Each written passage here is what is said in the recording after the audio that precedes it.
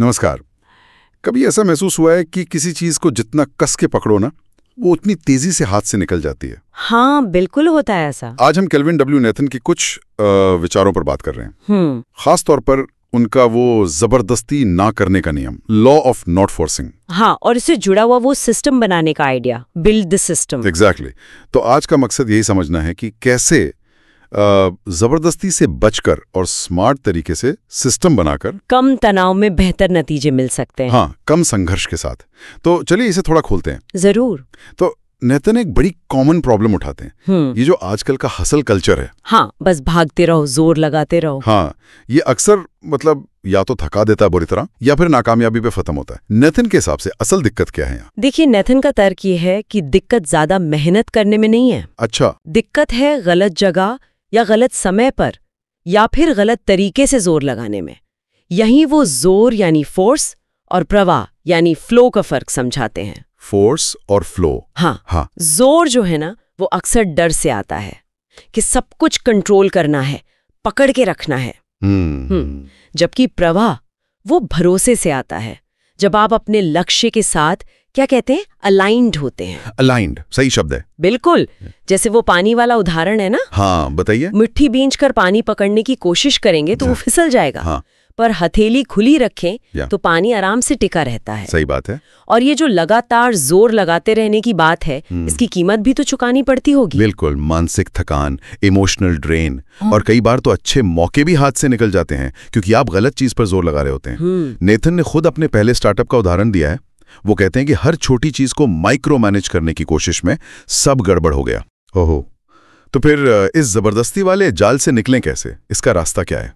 रास्ता है flow state में आना, सहज प्रवाह की स्थिति। Flow state? हाँ, ये वो स्टेट है जहां आप काम में इतने डूब जाते हैं कि मेहनत नहीं लगती, एफर्टलेस लगता है सब, और क्रिएटिविटी भी बढ़ जाती है। अच्छा। ये जबरदस्ती का बिल्कुल उल्टा है, और इसे पाने के तरीके हैं जैसे लक्ष्य साफ हो पर थोड़े लचीले भी। ओके। प्रक्रिया को एंजॉय करना, और सबसे जरूरी नतीजे से थोड़ी डिटैचमेंट रखना। डिटैचमेंट मतलब नतीजे की परवाह ना करना? नहीं, परवाह करना और चिंता करना अलग है।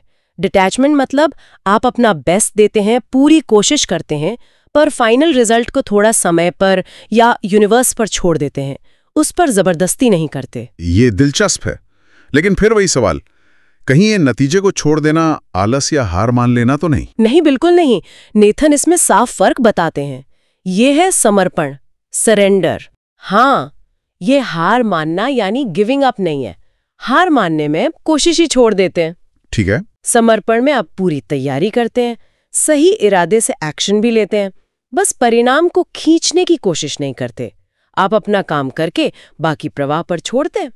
प्रयास जारी रहता है, पर बिना चिंता और जबरदस्ती के। समझ गया। तो ये जबरदस्ती ना करना वाला सिद्धांत तो ठीक है, पर इसे असल जिंदगी में उतारें कैसे? यहीं पर वो सिस्टम बनाने वाली बात आती है क्या? बिल्कुल सही। यहीं पर दोनों आइडियाज जुड़ते हैं। देखिए, नेथन और जेम्स क्लियर जैसे लोग कहते हैं कि सफलता सिर्फ विल पावर या लक का खेल नहीं है। वो अक्सर अच्छे सिस्टम्स का नतीजा होती है। एक कहावत है ना, आप अपने लक्ष्यों के स्तर तक नहीं उठते, आप अपने सिस्टम के स्तर तक गिरते हैं। वाह, ये तो गहरी बात है। हाँ, सिस्टम मतलब छोटी दोहराई जाने वाली आदतें या प्रक्रियाएं। ये आपको लगातार जोर लगाए बिना या मोटिवेशन पर डिपेंड हुए बिना सही दिशा में रखती हैं। हमारी रोज की जिंदगी में भी काम आ सकते हैं। बिल्कुल। खास तौर पर माइक्रो हैबिट्स, छोटी छोटी आदतें। Micro habits. हाँ, इनका फायदा ये है कि इतनी छोटी होती हैं कि इन्हें शुरू करने में जोर नहीं लगता, कोई रेजिस्टेंस नहीं होती। जैसे मान लीजिए रोज 30 मिनट जिम जाना मुश्किल लगता है, तो बस 5 पुशअप्स कर लिए या सिर्फ 2 मिनट मेडिटेशन कर लिया। अच्छा, बस इतना? हाँ, और समय के साथ ना इनका कंपाउंडिंग इफेक्ट होता है। ये छोटी आदतें जुड़कर बड़ा बदलाव लाती हैं। 5 मिनट रोज करना कभी कभी 1 घंटा करने से ज्यादा टिकाऊ और असरदार हो सकता है। ये तो प्रैक्टिकल लगता है। तो ऐसे सिस्टम या आदतें बनाने के कुछ और तरीके क्या हो सकते हैं? 2-3 चीजें काम करती हैं। एक है ट्रिगर पॉइंट्स बनाना, मतलब अपनी नई आदत को किसी पुरानी आदत से जोड़ देना। कैसे? जैसे सुबह ब्रश करने के बाद, ये पुरानी आदत है, ट्रिगर है 1 ग्लास पानी पीना, ये नई आदत। या शाम की चाय के बाद 5 मिनट कोई किताब पढ़ना। अच्छा। लिंक कर देना। हाँ। दूसरा है सिस्टम में थोड़ी फ्लेक्सिबिलिटी रखना, रिजिड नहीं होना। मतलब अगर रोज 30 मिनट वॉक का सिस्टम है और किसी दिन टाइम नहीं मिला तो 10 मिनट स्ट्रेचिंग कर ली। 0 डे नहीं होने देना, कुछ ना कुछ मिनिमम जरूर करना। Okay, no 0 day rule. और इन सिस्टम्स को टिकाऊ कैसे बनाएं? भूल जाते हैं अक्सर लोग। दोहराव से, रेपिटेशन और एंकरिंग से, मतलब आदत को किसी चीज से पक्का जोड़ देने से। धीरे धीरे ये आदतें ना ऑटो पायलट पर चली जाती हैं, सोचना नहीं पड़ता। और हाँ, सबसे जरूरी बात, अगर कभी सिस्टम टूट जाए, मतलब कोई आदत छूट जाए, तो गिल्टी फील नहीं करना। बिना खुद को कोसे बस अगली बार फिर से शुरू कर देना।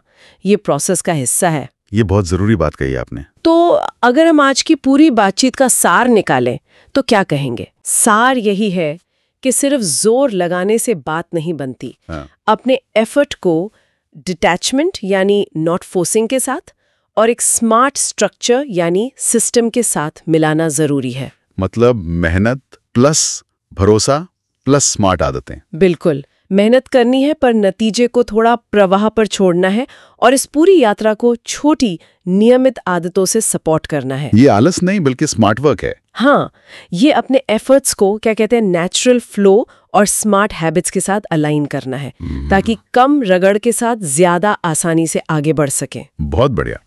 तो चलिए इस विचार के साथ आज की बातचीत को यहीं रोकते हैं और सुनने वालों के लिए एक सवाल छोड़ जाते हैं। जरूर। आज आप अपनी जिंदगी के किस हिस्से में शायद बेवजह जोर लगा रहे हैं, और अगर उस पकड़ को थोड़ा सा ढीला छोड़ दिया जाए तो कौन सी नई संभावना खुल सकती है? सोचिएगा जरूर।